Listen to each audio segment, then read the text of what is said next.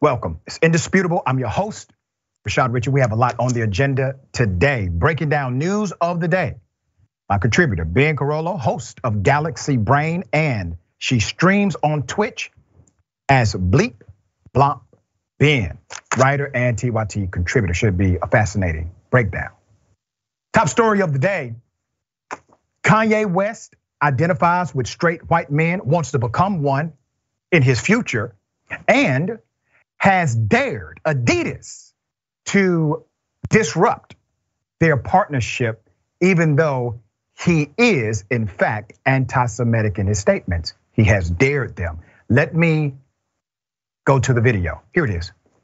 They'll say you're homophobic. And so I empathize with the position of the straight white male.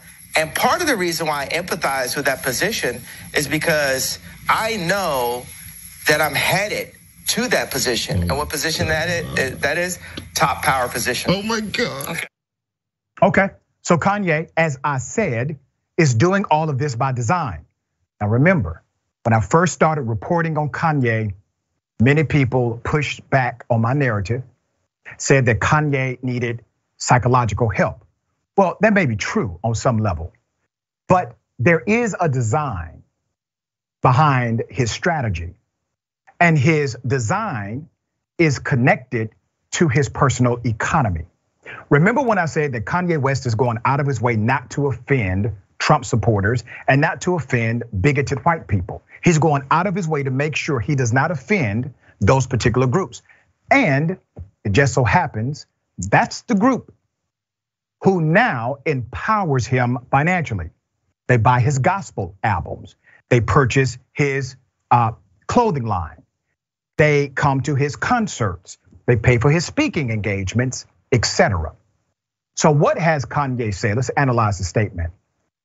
He now connects with white men, and he's careful not to offend straight white men because he is seeking to become powerful like straight white men. Here's one of the major problems with that statement.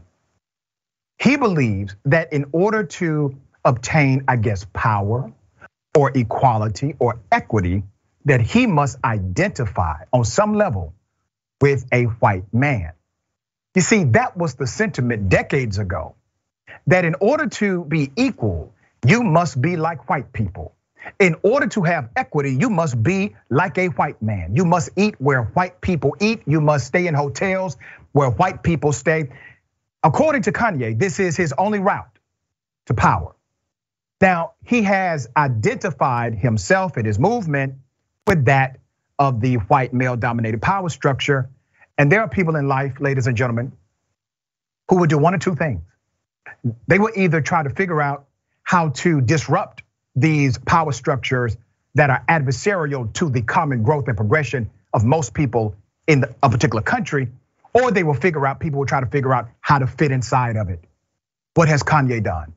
He has chosen to simply find his fit inside of this oppressive hierarchy.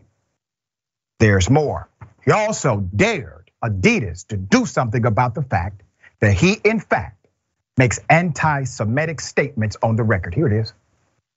The thing about it, me and Adidas, is like, I could literally say anti-Semitic and they can't drop me.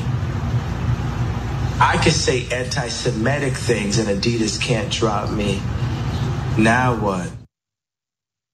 That's something for Kanye to brag about in his small world. What has he admitted to? Kanye has admitted that he does actually say anti-Semitic things. You could no longer say, what Kanye said is not anti-Semitic. He was simply trying to do A, B, and C. No, Kanye has said on the record, he says anti-Semitic statements. He is, in fact, anti-Semitic. Now, remember, there are people who will say, well, we support Kanye. We think there's truth in what he's saying. Let me remind you, if Kanye would have called for death or DEFCON 3 on all black people or black women, there would be a problem, obviously. But instead, he called for this against Jewish people. And there's debate. I don't know why. Hate is hate, ladies and gentlemen. You cannot become the same evil you seek to destroy. You will not be able to drive out hate with hate. You will not be able to drive out darkness with darkness. It will only happen with light, exposure, transparency. What he's doing is dangerous. What he's doing is engaging in a game that has detrimental consequences at the end of it. Look at what has already happened. Some of the pictures, cause and effect relationship. Let's go to it. On Saturday, the head of an anti-Semitic and white supremacist group and his supporters dropped banners over the 405 in Los Angeles. One banner read, "Kanye is right about the Jews." Kanye West is leading the White Lives Matter movement, which is connected to white supremacy at the highest levels. The group responsible appears to be with the GOYIM Defense League, a loose network of anti-Semitic conspiracy theorists, according to the Anti-Defamation League. Do you see that picture? What are they doing? Look at their hands. Those are the people that Kanye wishes to inspire. Those are the individuals I wish to come against, to fight, and to make sure their ideology is no more. That's what I choose to do. The group also allegedly is responsible for flyers like this all over the Brentwood community. These were found in mailboxes on Sunday, everywhere. Cause and effect, relationship. There was another flyer. This was left on cars last week at the Grove. Look at that. And for anybody who is from my community, from the Black community, and you support Kanye, I want to remind you of what he thinks about Black people. Here it is. He says white lives matter. That's what he thinks about Black folk.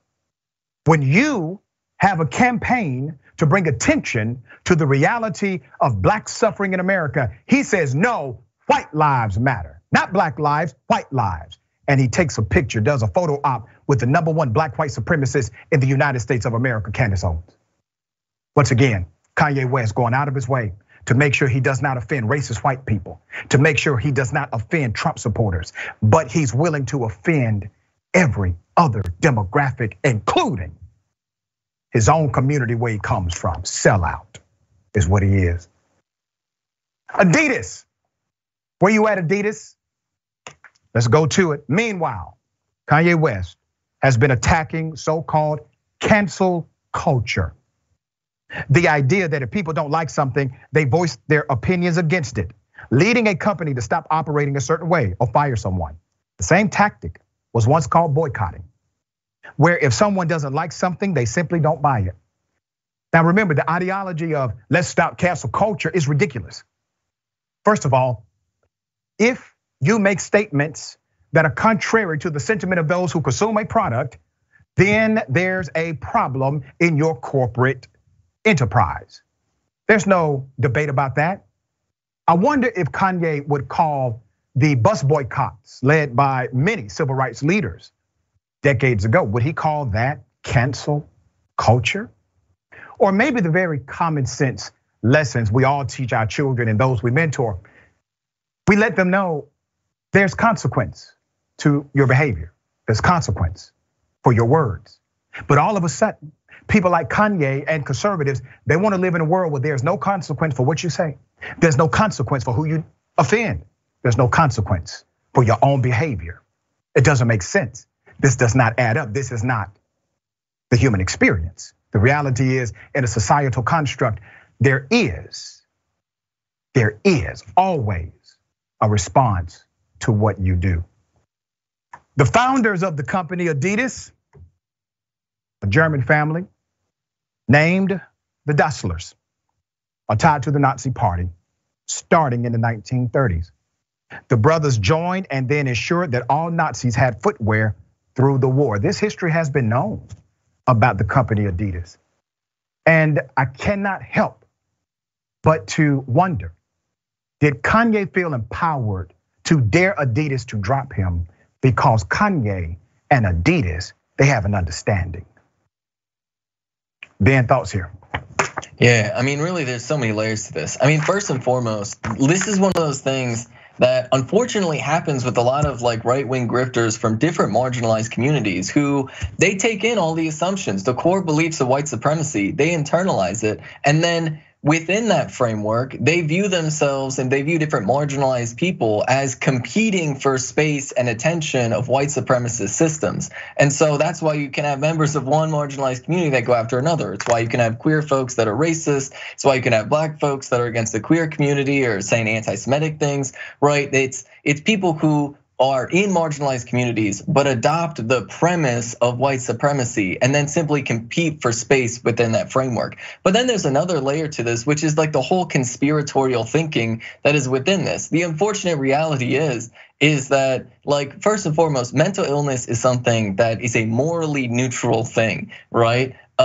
It's not inherently good or bad. It's something that a lot of people struggle with, but it also doesn't excuse bad behavior. And unfortunately, this type of conspiratorial thinking, right, and combined with a ridiculous amount of money and powerful institutions and different like media organizations that are trying to create spectacle, can sort of create this sycophantic environment around people and push these incredibly harmful things. And when you look at the types of conspiracy theories that Kanye West is pushing, unfortunately, it's exactly the same type of thing that like people like Tucker Carlson are pushing. It is quite literally this anti-Semitic conspiracy theory that goes all the way back to 1930s Germany. And it all ties in together. It quite literally ties all of these things together because like, let's be very, very clear. These people are so disconnected from reality. They think there is a secret group of Jewish people that is turning people gay and trying to replace white people with black and brown folks. It is obviously ridiculous on its face. But the unfortunate reality is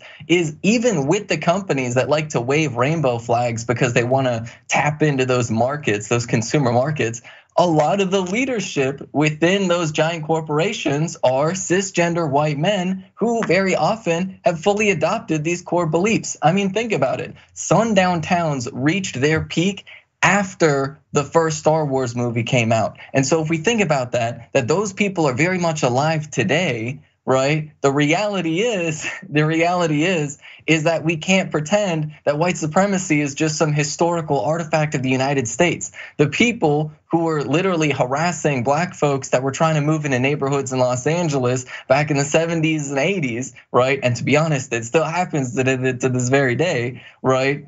Those people are very much alive and unfortunately are in many institutions of power. Very well said, and I want to remind everyone because I know there will be pushback when we put this segment out on social media. I've read many comments before with similar stories. Comments that say things like, well, Jewish people, they're not helping black people. The reality is there are Jewish people that help black people. There are some Jewish people who do not. My morality is not based or predicated on what somebody else will do. My morality is based on what I will do, period. All right, we're gonna continue to follow this story. I know some people don't want to, but we will.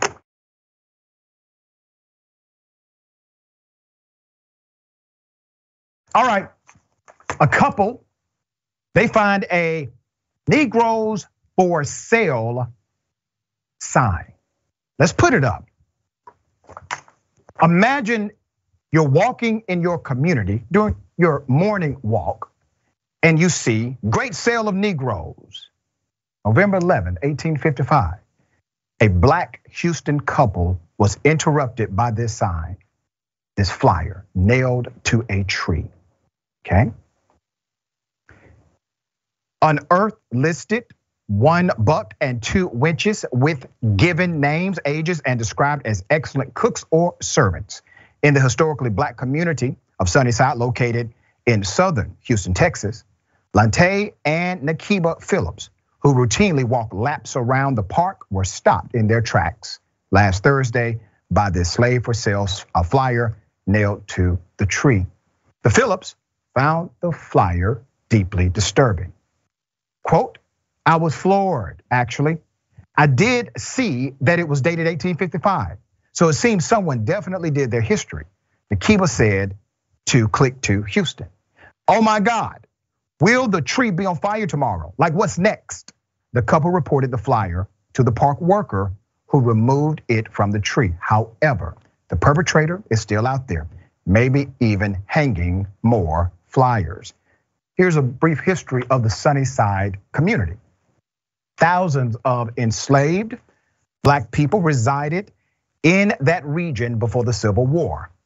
In 1912, H.H. Holmes plotted the land and founded the community where Black people began to settle. Yet, after surviving decades of racist violence and annexation, someone thought it clever to remind the Black residents where they came from. Leaders in the community are standing up. Let's put up the first one. Travis McGee, a civic leader with Sunnyside. They are now raising their voices. They have a message for the alleged hate crime. McGee said, and I quote, "We want them to know that those days been over. And this is not a plantation. This is our home. This is our community. That's how we treat it, and that's how they're going to treat it." Tracy Stevens, president of the Sunnyside Civic Club, provided details on past surveillance budgeting for the park. Stevens said, and I quote, "Back in April this year, we had a contractor come out and inspect the whole park area to put up surveillance cameras and give city council members the price and stuff." In a Click Houston interview, council member Dr. Carolyn Evans Shabazz said it's appalling what happened, but there are 382 parks in the city, and installing cameras is not easy as it sounds, stating it's not in the budget to maintain and monitor them. The police are still actively looking for who did this. Okay, so let me submit this to the council. You say you cannot afford it. I say you cannot afford not to do it. You know why? Because the vulnerability of your lack of security protocol has now been exploited, and it is known. Everyone who would like to do things like this and damage your community, create heartache, pain, disruption, they can do it. And they'll say, you know what? There are no cameras there. Nobody's going to hold us accountable. All we have to do is make sure no one sees us during that time. This is a security protocol. It's in the budget. You can do it. What you lack, Councilwoman, is the will, the political volition to simply get it done. What will it take? Will it take something happening that no one can just revoke or take down from a tree? What will it take before you realize that these are the warning signs before something else happens, typically in communities like yours? I encourage the leaders to continue to press their city council. The money is not their money, it's yours. The community wants surveillance in that area, and they should have it. Ben, thoughts here? Yeah, I mean, there's like two big layers to this. First and foremost, one of the things that police officers did during Black Lives Matter protests was they tried to get a warrant for everybody that was in a particular area during a particular period of time, from like cell phone companies and like other big data companies that would be able to say, hey, these are all the people that were here during this time frame. It's funny how they don't think of that for this type of situation where there's gonna be far less people that were specifically right there within a time frame between the last time somebody saw the post without that sign and the last time somebody saw it with it, right? Like, so like, let's be clear, the technology exists even without setting up cameras, and it's already there, something police departments across the country have already used. On top of that though, like this is a big part of these white supremacists today who are actively trying to create an environment of terror. And the reason why they do this is because they know that they're unpopular. They know that everybody hates them. And so they use terror and fear in order to try and suppress like political opposition. They quite literally want people to be afraid to speak out against them. And the unfortunate reality is that the Democrats have spent too much time letting this happen. I mean, literally the reason why Roe v. Wade got overturned was because right wingers literally organized decades and decades of terror campaigns against Planned Parenthood, against any type of doctor that spoke out about abortion rights, about any organization that spoke about abortion rights, right? And so unfortunately, right wingers in the United States today feel far more emboldened to do this, to the point where even Tucker Carlson, and they're thrown back to 1855, right, with that flyer. But if you listen to the words of Tucker Carlson and you look on social media, you will see a growing number of right wingers today actively comparing the United States today to Weimar Germany in a celebratory tone, in a positive tone. They see, right? They see different parallels and they're like, hey, wouldn't it be great if we followed the same path literally as Nazi Germany? And that's exactly what this is. It's about creating terror and it's about pushing this white supremacist mentality and really trying to get people to assume that things are only gonna get worse and to terrify people out of making sure that they get better. Agreed. We got more on the other side. It's indisputable. Stick and stay.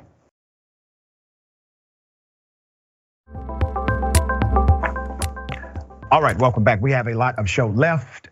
Let me remind everybody of a couple of things, all right? So one, we have the fundraiser continuing, Jelana Dunlap fundraising. Currently, we're at 1,945. We have a $3,000 goal.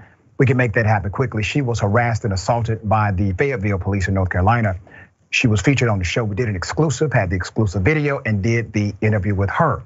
Well, since then, since she went public, she has lost her job. And in her small community, it is difficult to get employment, even though clearly she did nothing illegal. She was not charged by the police. They were in the wrong. You can go to her GoFundMe page and make a contribution. I appreciate you in advance. Also, Mississippi. Let me talk about Mississippi. We are $10,000 away from our Mississippi water crisis fundraising goal.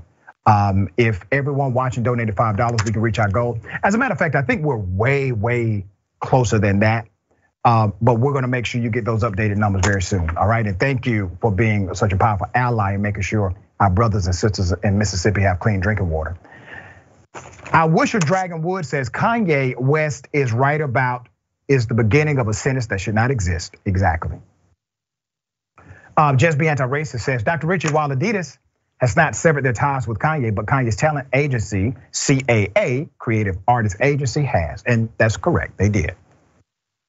All right. Natural Born Keeler says the monster he fed would turn his head. You're right, it's gonna eventually happen. I agree with you there. Okay. Ladies and gentlemen, I got something for you. I wish a Karen would. You wanna call the police on him for having a barbecue on a Sunday. You're still free! Back off! I'm gonna tell them there's an African-American man threatening my life. You like being called a right? That's because you act like a B-boy. All right? You act like a B-boy. I said to stay the away from me. I said it! Hey, would you mind lowering your voice so I can I wasn't talking to you, all right? Shut the up. Shut the up. Whether you're a woman or not. You know what I'm saying? I'm calling ugly black N-word. Yeah. There's actually more. Here it is. Barack sent you? Barack sent you? I'm gonna have a restraining order against Barack and his bitch, Sally Kim, okay? Calm down. Sally, shut the up. I don't want to talk to you anymore. You're mentally the situation you think that is. I don't want to talk to you, Sally. Stay away from me. You're okay, black vagina. I don't want to talk to black vagina anymore. You know who you are? You're a black vagina. Yeah, you are? You know you're a black vagina.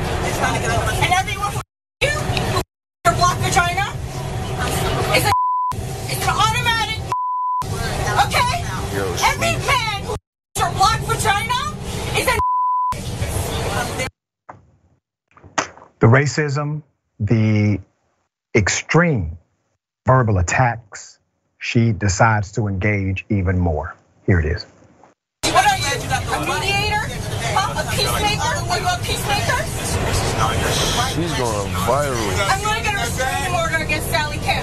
You got a gun She's stalking me everywhere I go. Everywhere I go. You got a gun because you talking crazy. I'm talking crazy? Yeah. What am I saying? I'm speaking the truth, right? Right? She has a black vagina. Not only does she have a black vagina, she is a black vagina. Okay? I told you to stay away from me, Barack. Stay the away from me, Sally. Okay? You black vagina. You're a black vagina. That is all you are. And that is all you will ever be. And you know this, but you don't want to face the truth, right? You hate it when someone tells you the truth, right? Shut your black vagina. I'm going to tell you the truth, Karen. Let's put up a picture full mass here. You are a racist coward who engages in this kind of behavior because of your own insecurities and your failure to face the ugliness inside of you. In order to make yourself feel better, you have to make other people feel bad. That is because when you go home, when all of the talking stops, you have a hard time closing your eyes and being at peace with who you actually are. So shameful. This extreme racism took place on a New York City subway. I have to give credit to those who are on that subway. Nobody attacked her. Nobody tried to physically assault her. Nobody got so angry that that this became an issue of combat. But the racism was extreme. Once again, we do something here at Indisputable. We make sure that there's a mirror, a societal mirror for reflection and hopefully correction at some point in your life. Ben, thoughts on this? Yeah, I'm gonna make an assumption. So I'm gonna make an assumption based off of her bag, which was deeply ironic because it said, "Don't worry, eat happy." And this assumption is for a general teachable moment. My guess is she's the type of person that really loves toxic positivity, where she likes everybody to pretend to always be happy around her and not have any conflict because, right, a lot of these people who have racist ideas in their head, they don't want those ideas ever to be challenged because it's much easier if everybody just shuts up and doesn't say anything about any conflict ever. And anytime any type of conflict comes up, anytime anybody says, hey, no matter how polite it is, hey, you're being a little bit racist here, maybe check your behavior for a second, they lash out. And I'm gonna make the assumption that she lashes out in instances like that based off of this situation on the train. I obviously don't know the context of why she was lashing out, but I don't think you really need a reason to lash out in such an extreme racist way. Right. But so this is a teachable moment. Somebody calling you racist is not like it's not the end of the world. What it should be is a moment for you to take a step back and reflect on yourself, to maybe question yourself to be a better person. That is what it is. Because the don't worry, eat happy, maybe take a second and realize that you are negatively impacting other people's lives and other people's ability to not worry and to be happy. Well said.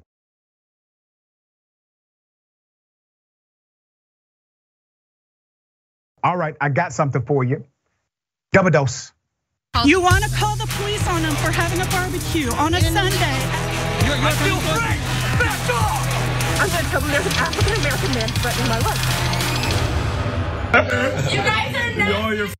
Go get some more fake lashes, you dirty bitch. You're not a natural bitch. You're ugly. Yo, keep it going. Keep it going. Keep it going for Yeah, have a good night. Go.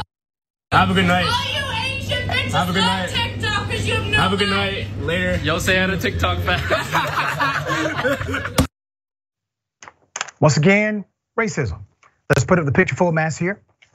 The irony of why she was upset, according to the poster of this particular clip, the irony of it.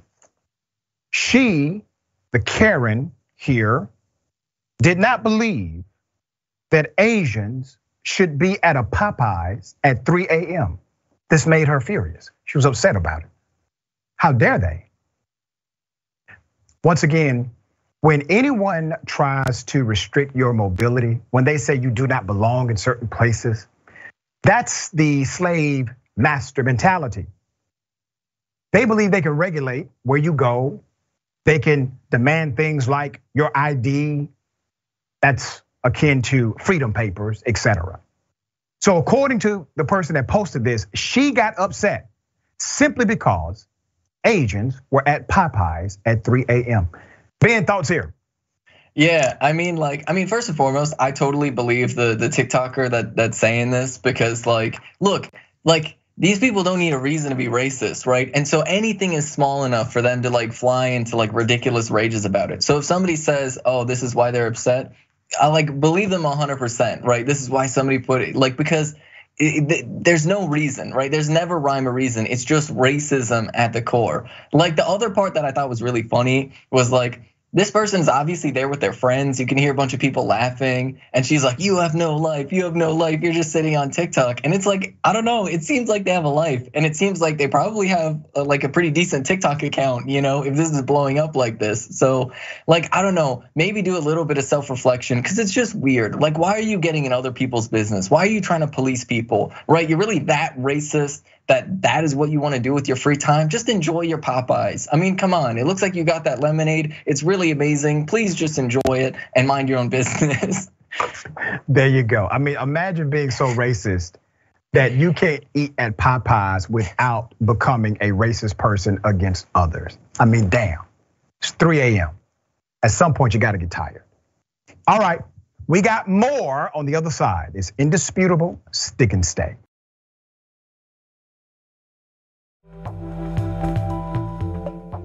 All right, welcome back. We have a lot of show left. Let me read one of the comments. I'm pressed for time. Mr. Boomin says, she couldn't wait to explode with the racist tirade. That was held in for a long time. It seemed like it, did it not? Yeah. All right, a preacher, a pastor, put up his face.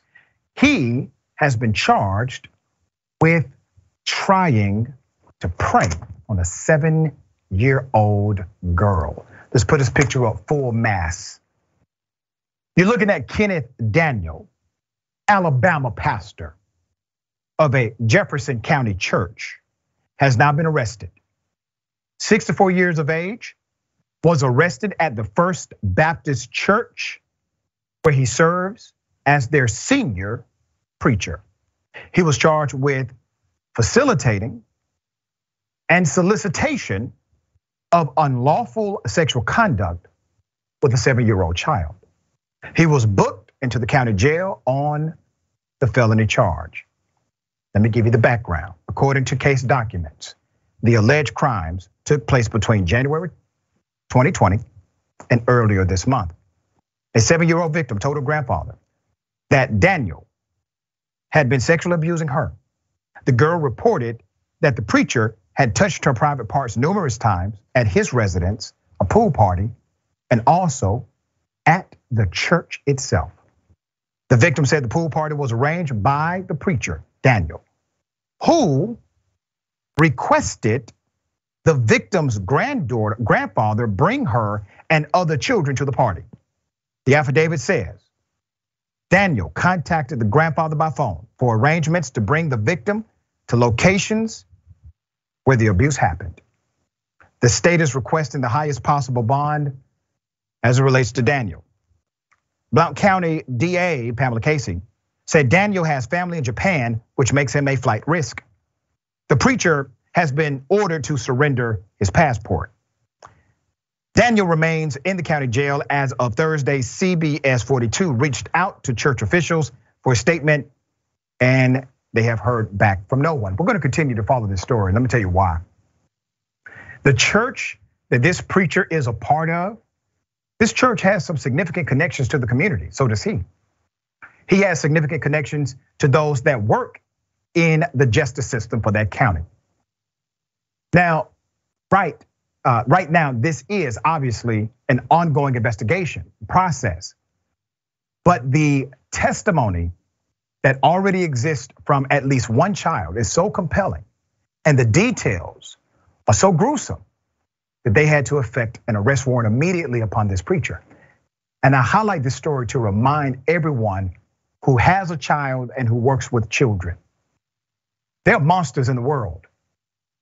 There are monsters in the world. These monsters will come cloaked in a disguise. And that disguise is typically that of a good person, of a decent individual. Remember the psychological profile. These types of people seek positions of public trust in order for you as a parent, for you as a youth worker, to lower your skepticism, to lower your caution, and to allow them in. We've reported on these preachers many times on Indisputable. I do this as a reminder to everyone. Check, observe, look for signs. You don't get another opportunity here. You don't get to take back whatever happened to that child, okay? Prayerfully, she gets help, she gets counseling, she has protection. But what happened, happened, according to the report. All right, Ben, thoughts? Yeah, I mean, and like, there's so many layers to this. The first layer is, if this person is 64 years old, he's probably been a preacher for a while. Yeah. And if he's been a preacher for a while, and he's like, he said that he's the head preacher of the church, right? That might be indicative of probably a long history. This isn't something that just happens one time. And another layer to this is, right now we're in the middle of this giant moral panic across the country, where you have people that are trying to blame random marginalized people for like sexual assault and stuff like that. Especially right now it's targeted towards queer folks, but obviously in the United States, there's a long history of like blaming random black folks and things like that. But you need to understand that the same people that push those narratives are also the same types of people that commit acts of abuse like this. And the reason for it is very simple. They do not want you to be looking at the people that are actually in your proximity. They want you to be looking at people that are others. And the reality is that if there is a situation where a child is being sexually abused in one way or another, it's usually somebody that is a person of trust. It is usually somebody that is like a family member or a teacher or a preacher, somebody that has some sort of tie to the family, right? Somebody that has some sort of trust or respect within the community. It's not usually some random out there person that's just coming from the middle of nowhere and like kidnapping people or whatever. And the unfortunate reality is people spend so much time pushing like racist, homophobic, transphobic narratives around crime in general that like marginalized people get like state violence targeted towards them from the police, when the reality is that you should really be more involved in keeping your community safe, keeping your circle safe, and really scrutinizing the people that are interacting with your children on a daily basis. It's not gonna be some random person. It's gonna be somebody like a preacher. Yeah, and here's the thing, conservatives, they're saying, well, if there's a violation of a child, that child who has been abused must birth a fetus if that happens, which to me is another form of abuse by way of policy. All right, we're gonna continue to follow this story.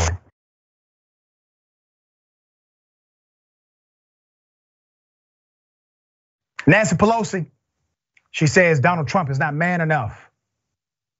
Here's a video. I have to ask you about the January 6th committee. On Friday, they officially subpoenaed Donald Trump. Do you think he'll actually appear for the deposition? And what does it say to the American people if he doesn't? I don't think he's man enough to show up.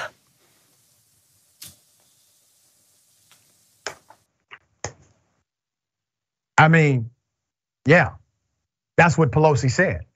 Now, this was an interesting dynamic because I believe it's part of her strategy, which may be effective. You have to challenge Donald Trump. He doesn't like his manhood challenged. But there's another dynamic connected to the January 6th committee. I actually disagree with Liz Cheney on this. Here it is. Is the committee open to his supposed offer, or at least behind the scenes offer, of going on live television? So the committee treats this matter with great seriousness, and we are going to proceed in terms of the questioning of the former president under oath. Mm-hmm. It may take multiple days. And it will be done with a level of rigor and discipline and seriousness that it deserves. We are not going to allow the former president. He's not going to turn this into a circus. This isn't going to be, his first debate against Joe Biden and the circus and the food fight that became. This is far too serious set of issues, and we've made clear exactly what his obligations are, and we're proceeding with that set out. Damn that, Liz. Put his ass on TV, live. Let us all see it. Yes, it will be a clown show, and he will be the chief clown in that clown show. Understand his strategy. You already know what it is. Don't run away from it. Adjust, adapt, adopt new strategies yourself. Because I guarantee you, this typical approach will not do what you think it will do. Remember the purpose. What's the real purpose behind getting him to testify under oath? Not to get the truth. You know good and damn well he will not give you that, but he will lie under oath. If he will only do this on TV, live streaming, whatever it may be, let him do it, because you get your intended conclusion. Former president of the United States lies under oath. Well, there's a penalty for that, in addition to the other penalties already coming. All right, House Speaker Nancy Pelosi apparently tried to goad Donald Trump into testifying before the House January 6th committee with a challenging insult Sunday that he's not man enough to do so. She said, I don't think he's man enough to show up, Pelosi said on MSNBC's The Sunday Show. And if he fails to turn up, the public should judge him harshly for it, she said. No one is above the law, Pelosi noted. If we believe that, then they, Americans, should make a judgment about how he responds to that request. Side note, Nancy Pelosi knows good and damn well there are people above the law, okay? That's just the reality. And they continue to say people are not. Well, the evidence shows contrary. There's more. If Trump blows off the testimony, he clearly thinks that he is above the law, she added. Trump was subpoenaed to testify by the committee last Friday and requires Trump to submit required evidence by November 4th and sit for a deposition on November 14th. As of Sunday, Trump had not publicly responded to the subpoena. His legal team said it would analyze and respond appropriately shortly to this unprecedented action. Never happened before, according to them. But Trump has told his aides he might comply if he can testify on live TV, the New York Times reported earlier this month. His son, Eric Trump, happily envisioned such a scenario in a speech Friday at a right-wing rally in Pennsylvania. Understand what he's doing, Nancy Pelosi. Understand what he's doing, Liz Cheney. He's setting it up so that he wins the first battle. Because as soon as you say, we're not gonna put him on live TV, he will say, see? You see, they don't want all of the testimony. They don't want you to know the truth. So let's say you get him to testify under oath in some kind of quasi-secret methodology. He says one thing to you, you report on what he says. He then comes to the public and says, no, I said something else. Or no, that was edited. No, it didn't happen that way. They're lying to you. He's done this routinely. Put his ass on TV. Let him testify. Let it be the clown show that it has to be, because you're not going to get away from the clown show when you got him as your target. You're not going to avoid it. It's here. All right. My father finally got a subpoena from the January 6th committee. This is Eric Trump. I told him, you have to go testify. It will be the greatest entertainment. Who wants to pop a beer, make some popcorn, and watch Donald Trump talk about election fraud in the United States of America? That's not going to happen. January 6th committee chair, Representative Liz Cheney, bowed in the interview with Meet the Press. As I said, let him have at it. He will lie under oath. Let it happen. All right, Ben, thoughts?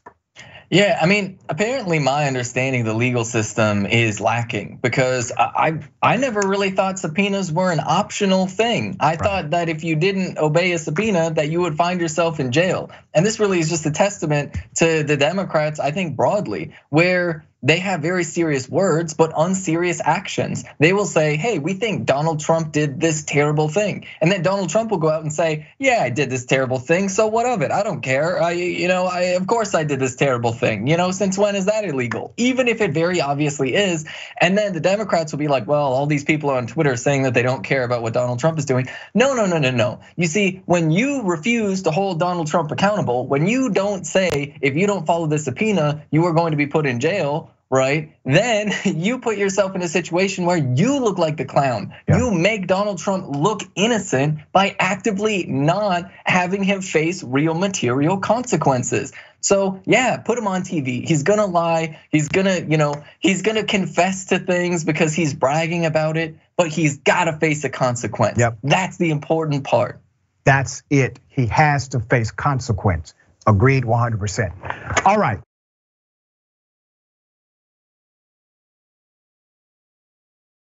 Imagine you're begging for help. The police, they decide to ignore you. That's exactly what happened to a man who died after pleading for help. Here's the video.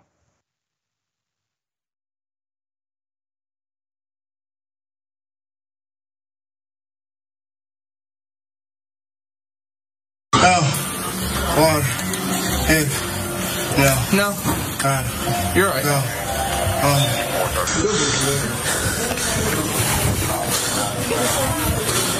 I can't breathe. Are you talking? You're breathing. I can't breathe. You're all right. I'm dead. You're not dead. Please. You're fine. Hey, man. Anybody got bigger than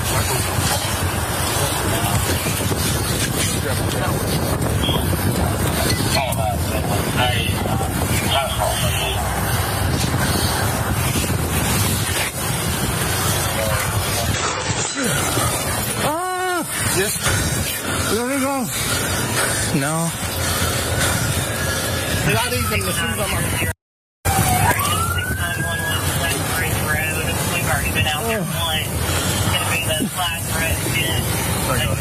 No, he's fine. I'm keeping as long as we can use them. It was crap. It was crap.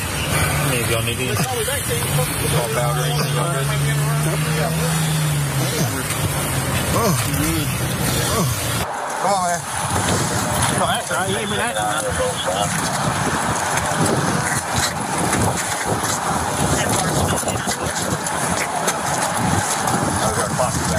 Yeah, watch that bag, Ryan. It's a damn shame. Put up his picture. Let me give you some background as to what happened. Okay, this was in Arkansas. The edited body cam footage shows a man who died while in police custody.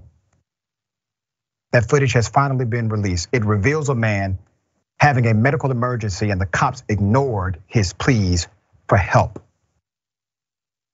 Terrence Caffey was arrested after an altercation with employees at the Movie Tavern in Little Rock on December 10th.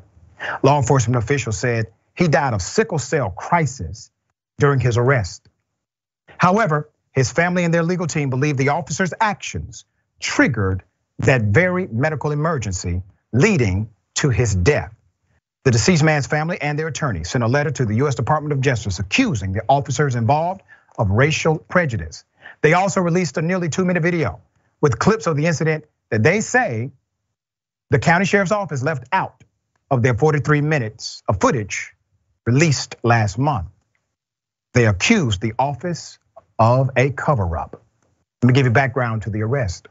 The Movie Tavern assistant manager called 911 to report an extremely violent guest who was fighting staff. The security guard is trying to accost him, the caller said.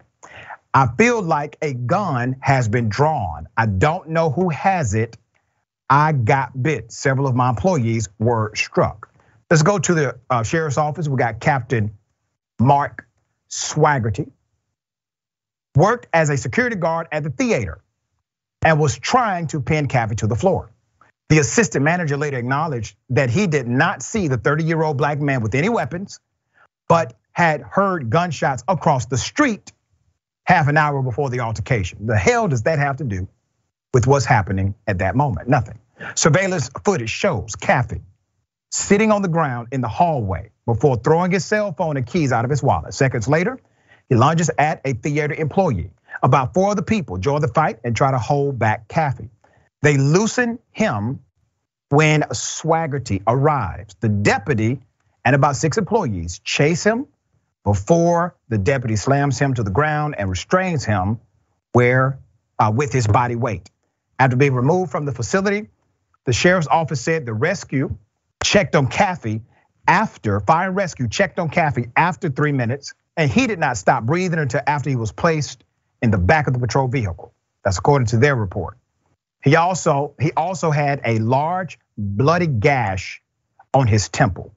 The officers and fire rescue, they tried to resuscitate him, but he never recovered. Okay, let's put up the leadership here. All right, you got the county sheriff, Eric Higgins. You also have the prosecutor, the attorney, Larry Jigley. The officers involved were initially placed on administrative leave, but have returned to their post. Larry, the county prosecutor, announced on September 16th that none of the officers were criminally culpable in Caffey's death, and none of them will be charged, right? So we are covering this story because there are a lot of questions still looming. Number one, where's the footage? Why was the footage edited? 2, who will be held accountable for the lie that was told that this was about sickle cell? And 3, obviously, he's pleading for help and was not granted it. Once he was in the custody of those officers or that deputy, the rules are different. Ben, thoughts? Yeah, I mean, really, at the end of the day, look, police officers say this all the time, and I honestly think that any police officer that says this should be immediately fired. When police officers say, if you're talking, you're breathing, that is literally not true. That is literally not true. Like, there are plenty of instances where people have been able to make noises out of their mouth and are still suffocating to death. So just to be very, very clear, that is something that happens with great regularity. Police officers say that so that they have an excuse. They're doing preemptive cover for themselves to say, I didn't know I was killing this person. I didn't know I was killing this person. And like, that is just one perfect example of how like terrible our law enforcement system is fundamentally in the United States, where there's so much blatant disregard for human life. Always a pleasure having you on the show. Tell people how they can follow you and check out your great work. Yeah, you can check out my show, Galaxy Brain, on the Young Turks Twitch channel every Friday at 5 p.m. Eastern time. You can also follow me on Twitter at Benjamin Carollo and check out my videos on Rebel Headquarters. Always a pleasure, my friend. Until next time. All right, Bullpit is next. Stick and stay.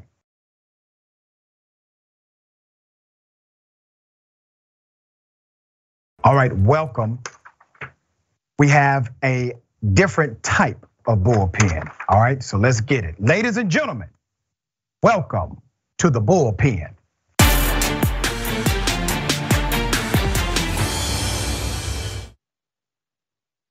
Today starts a new trial for, as of this morning, 2 cops who were charged in the death of George Floyd.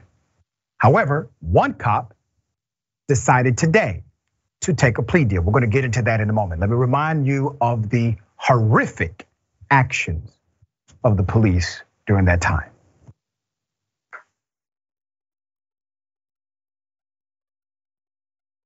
My face is gone. Please, man. Please let me stand. Please, man.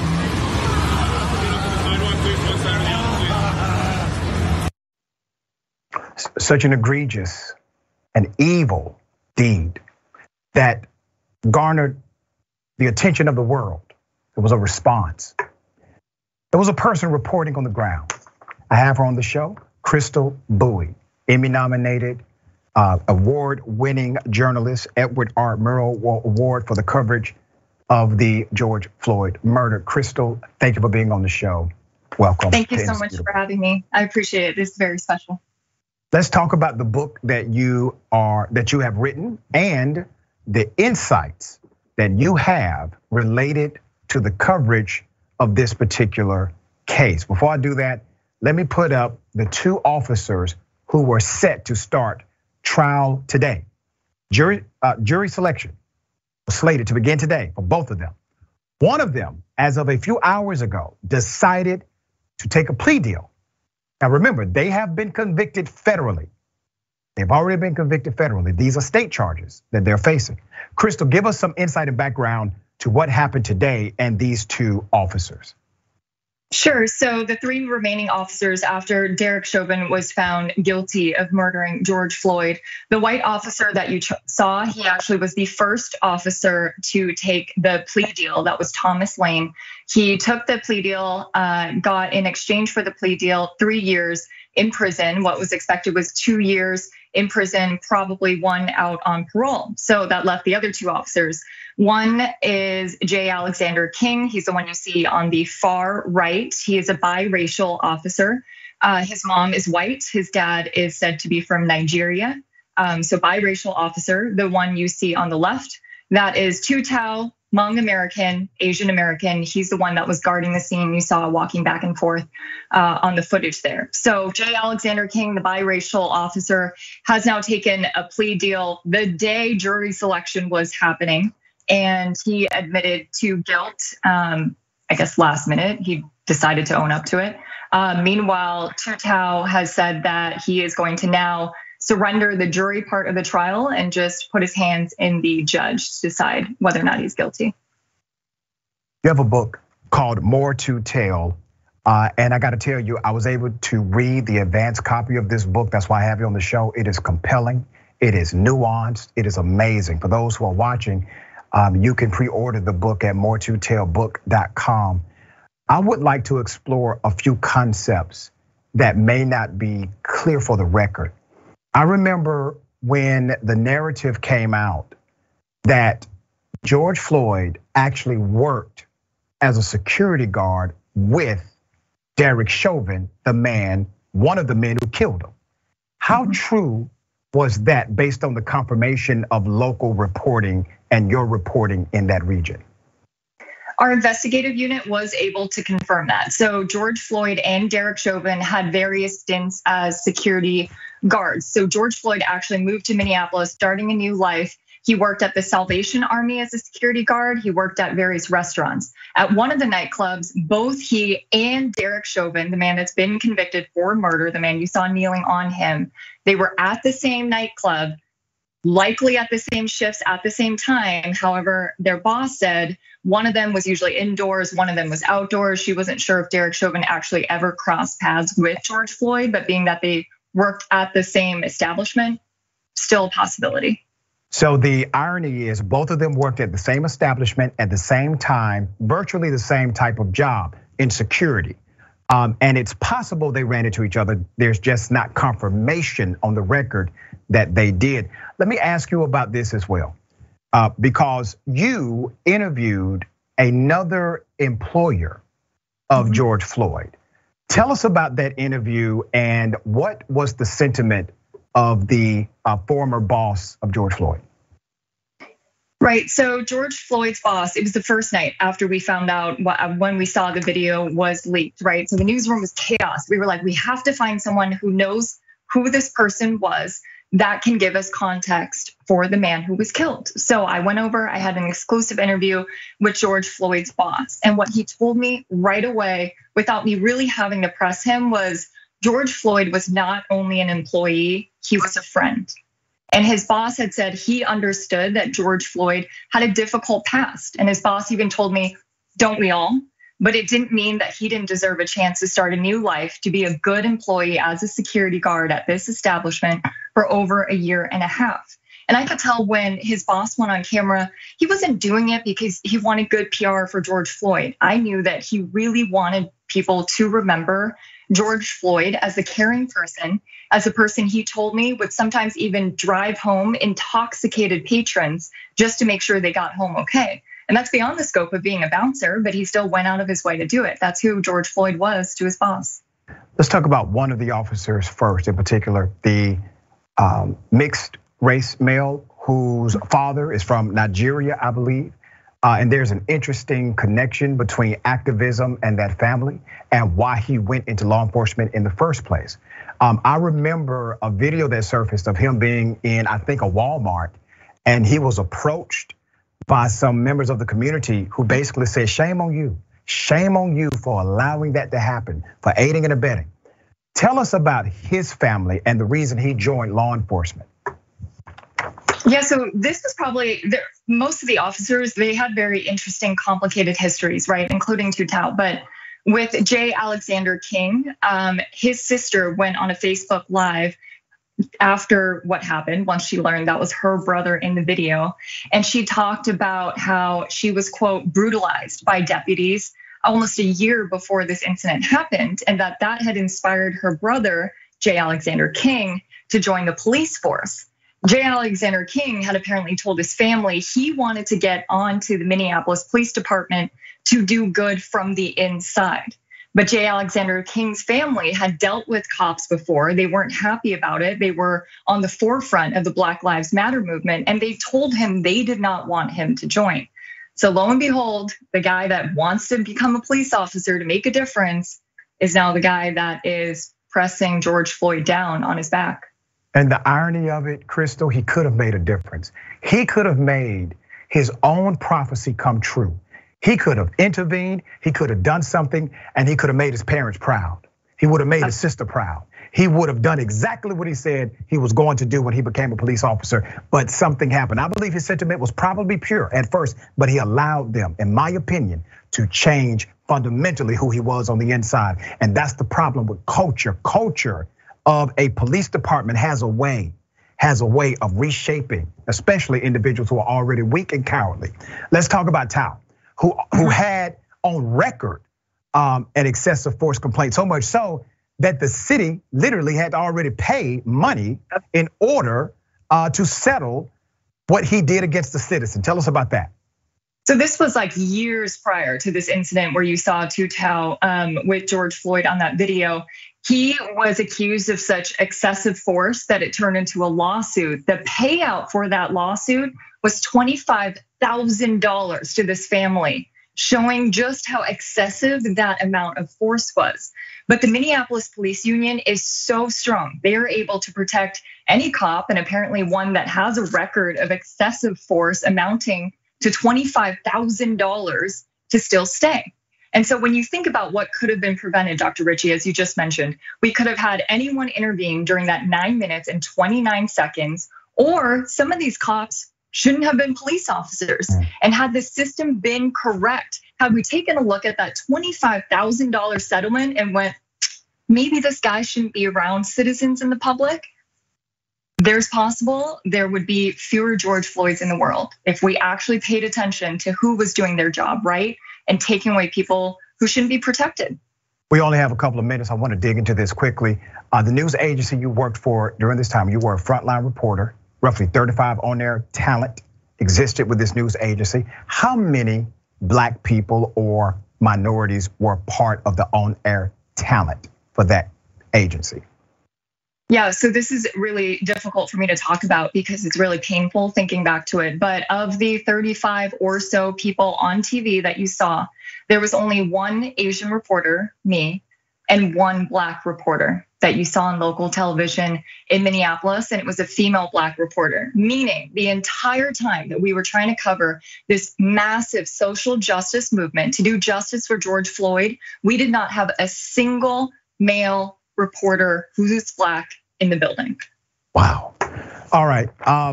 There are so many additional nuances and gems that you are able to talk about in your book. I know it took a lot of courage in order for you to be this transparent, to be this direct.